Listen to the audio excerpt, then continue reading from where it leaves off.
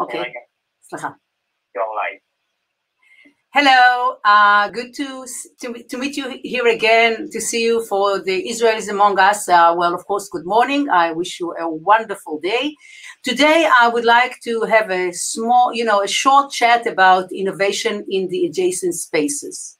And I think this is very crucial for our time, which are times of disruptive technologies, changes, and we are really heading into a real revolution that the human race have never seen before. You already heard me talking about that, so I don't want to waste more of your time about this subject, so let's plunge in. So first of all, okay, Leo, okay, what is really innovation in the adjacent spaces?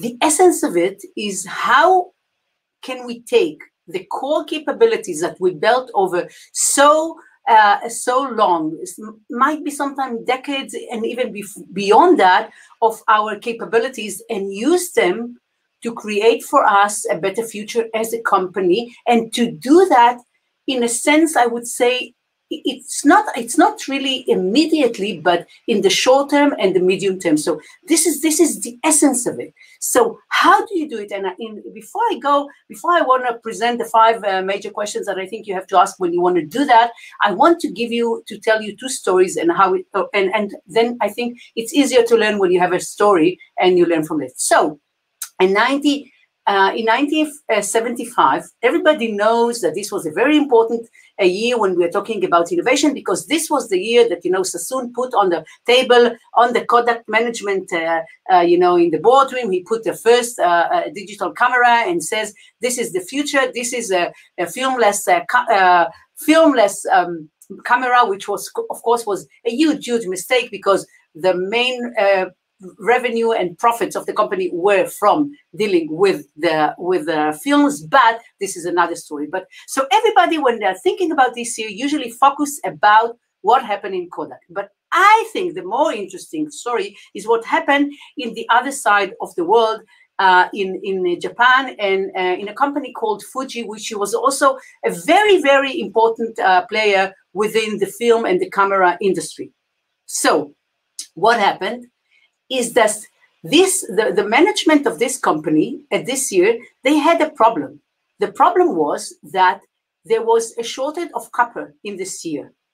People don't remember that. So the company didn't have enough, materials in order to create, to manufacture all the cameras that usually she's manufacturing and selling. So the management is sitting around the board table and asking herself, first of all, an interesting question: what can we do if we won't have enough copper ever? How can we produce cameras for people to take pictures? So what they do, they start working on a digital cameras. Some of what we call the urban tales are that they even bought some of the Kodak licensing and so forth. So this is why Kodak could continue, for 20 more years to progress, or at least to exist, let's say. But so this, this is a bold move, but I think there is another story relating to Fuji, which is much more inspiring at least in my view. Because the second question they asked themselves was, what if people would never like to take any pictures with cameras? This is 95. We don't see neither the Apple nor the BlackBerry, neither each of these devices that right now are a part of, our essentials to our well-being and living, on the, the everyday chores that we have. So what they are thinking, what can we do? And I think this is real bravery, because this is really asking an existential question. Will I cease to exist if I can't use my core capabilities to what I've been doing for so many years? Or can I take them and do something else with them? Can I go beyond the horizon and find new destiny? So what they're asking themselves, so what are our core capabilities? And they came out with a very straightforward answers. We are very good in dealing with chemicals. This is what we know to do. We are expert on that. So what they did, they started scouting on different categories and different industries and so forth. And they got to the conclusion that this very interesting and very unique capability that they have dealing with the chemicals and so forth is relevant to a total different category, a total different industry, which is the cosmetic industry.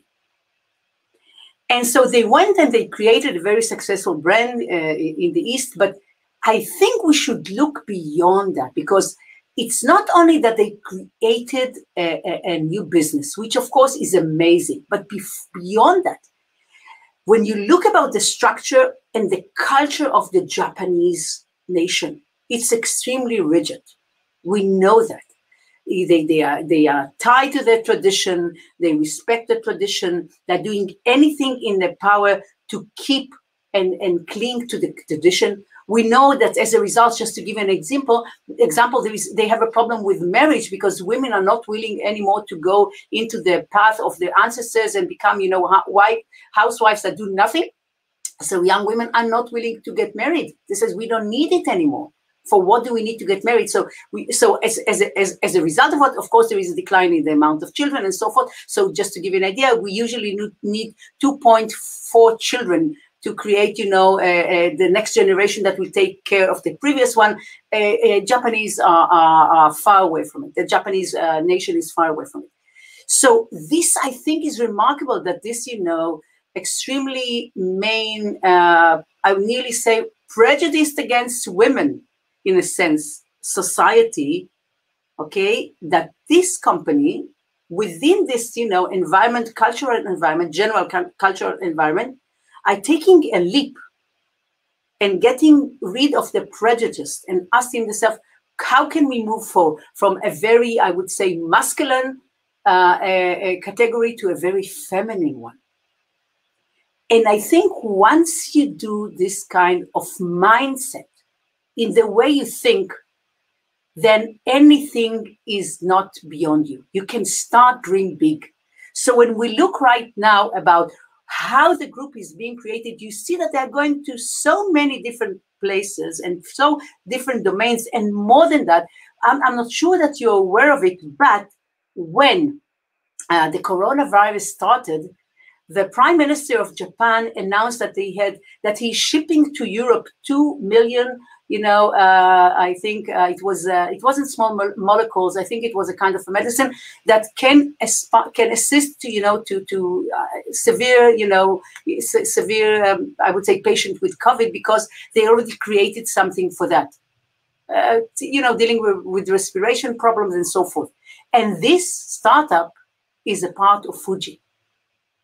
So just to give you an idea, when you start looking at this and you look long terms, which is also a crucial, of course, I believe it's going to be crucial thinking method and mindset for the future. When you are taking the long view, you're looking what are your core capabilities, where can you go to, where can you do something with it, then you're creating yourself a different future. Another story I want to tell you is, of course, a story about Steve Jobs. And what people don't recall is that Steve Jobs, he was chased out of his company in the middle of the 80s, and then I think it was 1997, he's coming back after 12 years that he was away. He is, of course, smarter and so forth, but he's coming to a company which, is far away from being successful. Because this is a time, that there are huge pressure in the market because, the computer, the personal computer is becoming nearly a commodity. So there are strong stress in this category. On top of it, the Mac was never a great business. It was always only 30%. I think the market share was never more than 30%. I think also today. So it's a marvelous, product, and I use it. I'm totally, devoted to it, and I'm dedicated to it, and I'm totally in love with it. But it's not a great business. And so this was the first issue. So the company is not doing this so well. There is a lot of stress in the market, to cut down the prices and the revenues and so forth. And on top of it, you have, of course, the crash, the dot-com crash. And in the middle of this crisis, and I emphasize it because I think some of us are relating to the current situation as a crisis, he's taking his best 100 people. And he asked them how can we create a different future? How can we take the great capabilities that we created of computer, creating and take it to these core capabilities, finding other domains, other categories, other industries that we can use this, our capability to disrupt these markets. So where are the opportunity? Which markets are getting, bigger? Which are flourishing? Where the growth is coming from there? And how can we tackle it? And how can we use our core capabilities? And so what they do, they create this map. And what is very interesting is that on January 2001, he get on stage and he says, "This is our strategy. We are going to create all these devices, and we are going to do it better than our competitors." It's like, it's like a message of war. I'm going to go into the personal. I think it was called. I forgot. The pen pal, and I'm going to go into the DVD, and I'm going to go to all this market, and I'm going to give a better answer than the main competitors. And just to remind you, he had wonderful competitors over there. No one was waiting for him. Sony definitely wasn't waiting for him with the Walkman and so forth. What he did say on the stage on that day is that they are also going to look for opportunities to create them themselves, meaning he wasn't looking for creating a collaboration or cooperation with other competitors, but to do it in-house. And the other thing he didn't say is that they are going to look for ways to make them easier, smaller, much more user-friendly, and relevant to the other way of using computers, meaning on the go. Meaning moving the computer from being something which is stable, which is on your desktop, on your table or whatever, and you walk with it. Meaning it's becoming a moving part that is totally accelerating your pace while you're walking or whatever you're doing, and it's becoming a part of your body. So I think these are crucial thinking. And the other thing that he put on the table, which is so like him, is what are going to be the desire of the consumers and the clients. And I keep reminding us that the companies that are going to win in the future are only the ones that are going to be, I would say, customer-centric, if not customer-obsessive. It's better to be customer-obsessive more than anything else, I think, looking into the future. So this is what he is putting on the table in 2001. Now let's look what they have in 2015. Okay, so he's really walking. They are walking the talk, and every time, in order to progress, they ask themselves, what do we need? What extra do we need? What other technology we should develop, okay? And we know that they are usually counting on themselves. Right now, this year, they created the new chip that they presented last year, and now they're going forward with this. They're talking now about, of course, well, it's not over here, but the driverless car, meaning that we're talking about the autonomous car, and of course, they are upgrading the Apple Watch. So I think it's very interesting because on one hand, he was asking himself, okay, what is the short-term or mid-term opportunity, but also how can I use it to leverage my capability to other domains which are going to become later in time? Because in 2001, no one thought about the Apple Watch. And we know right now it's crucial because when Apple, the CEO of Apple, when he was asked 2 years ago, what is going to be the most important contribution of Apple to humankind, he says it's not going to be the iPhone or anything like it. It's going to be the contribution to healthcare because they're moving this, and I'm using it, of course, but they're using it right now to assist us in augmenting our capability to quantify ourselves, meaning taking responsibility and ownership of our own health, meaning really, scanning our body and finding out whatever is happening in our body. And every year there are better opportunities. So I want to say, in any case, because I hear people around me keeping telling me, there is no reason to buy the new Apple Watch, the new Apple iPhone. I disagree with this, because if you're looking into the bits and bytes, you see that every year there is huge improvement. You just have to look for them and not to look at the surface. And what is very interesting is that when he got on stage and he presented the first iPhone, he didn't say to his people, we created the best competitor in the telecom or mobile phone or whatever competitors. We have created the best computer, because he had the long view and he understood that we want the consumer and the clients, that the iPhone will be on, that we, in a sense, I would say it another way. Most companies are thinking that people want technology to be an extension of themselves. I think he got it differently, reverse. He understood that in some senses, we want to be extended by technology, or that we become extent of technology. So it might sound like a minor difference, but I'm not sure about it. I think there is something deeper than that. So we really, and Kevin Cayley is all the time talking about, is our desire to converge with technology. And he's talking about the fact that when we're talking about, singularity, and, people are thinking singularity is going to happen in 2040, 50, and so forth. And Kevin Cayley keep telling us, no, it already happened the first time we created language, because we immerse, and and also language is also a technology. So once you take these deep, I think, method of thinking, and you combine them with good sense of business, I think you can go a long way. So just to show you how did it look, and how does it, and what is also interesting, just to put just another note, is that they were calling it innovation into white spaces. So I think this is also a term that you can use and ask yourself, where are the white spaces? Okay, so there you go. And just to give us the idea, how does it mean, translated in the end to economical value? So look at the numbers. And what we can see is that this year is even bigger. I mean, it's became, I think, the biggest company, the American company right now on NASDAQ.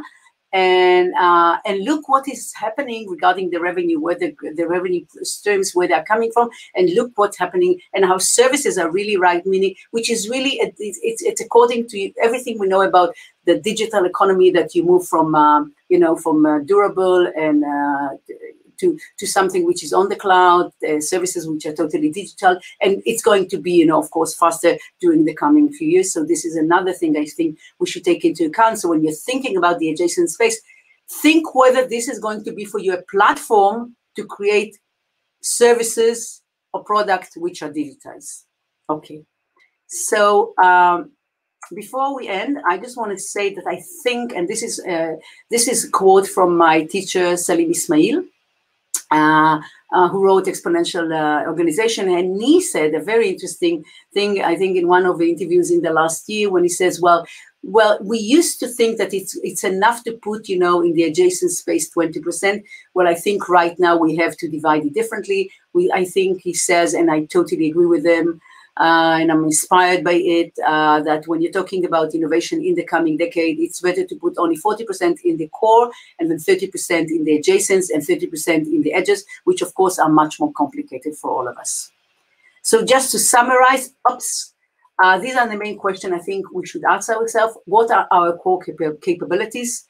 Where are the relevant markets? Where are the big opportunities? What is really developing right now? And how can we disrupt this, either existing markets or the markets that are being created right now with our unique capabilities, with our core capabilities, and then how it's going to be in line with the needs and the desires. And I think it's crucial to think about desires, because this, when we start not only evaluating we need to dream on the future, and then we need to evaluate, the gap.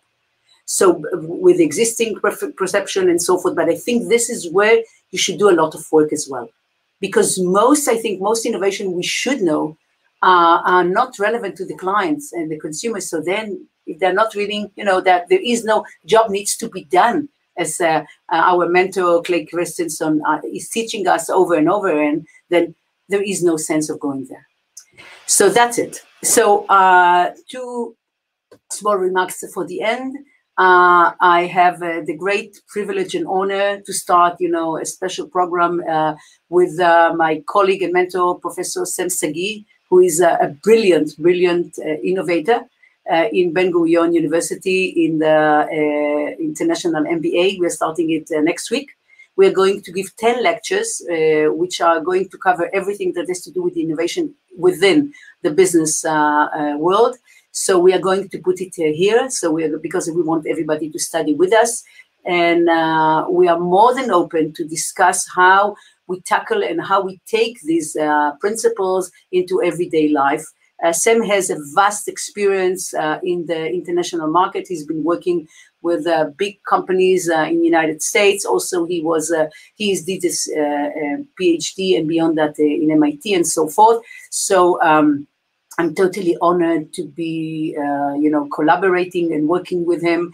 And I look to him as my mentor. And so we are also going to have, real program of how you execute. So it's not going to be only, giving the ideas and giving, the inspirational part of it, but definitely and how you implant these ideas into everyday life and how can you really, really contribute to the future and be the better future or, of either future-proof yourself, doesn't matter where you're coming from, to the future. So that's it for now. Thank you for everything. I wish you a wonderful day. Yeah.